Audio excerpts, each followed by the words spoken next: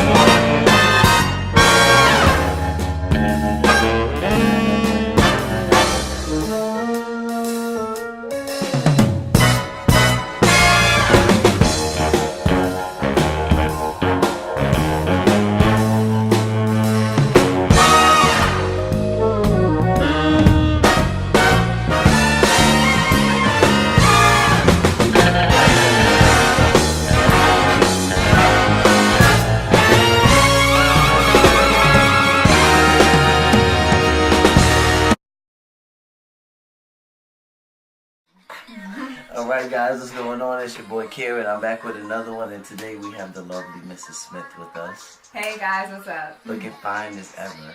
And today, this is going to be a real quick video, but what I wanted to do was introduce my wife to the channel, which I was going to do anyway. But I want to start off by asking her just 3 quick questions that you guys can hear her answer. And after she answers, we're going to make a part 2 to this, and you get to see her lovely face again. Okay, so we're going to start with the first question. Okay, how old were you the first time you were introduced to God? I was about 6 years old when I was first introduced to God. It was me and my dad. We were having a conversation, and he was teaching me on how to be a good child. At first, I thought it was his child that he was talking about, but he was actually talking about being God's child and a child of God. So he started teaching me right there and at that moment about God and how to love Him the way it feels to love Him and the type of lifestyle that you should be living as a child of God and how to be a righteous child. Yeah. That was good. That was good. So the second question we're going to ask is, who was the first person that ever introduced you to God? That was my father. My father was the first person to introduce me to God. He always talked to me about God, always. Before I was born, when I was in my mom's belly, when I came out, he always talked to me about God.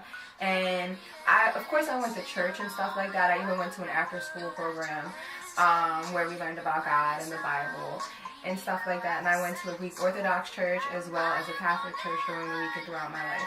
But they didn't really teach me the way of God. My father was the one person who did.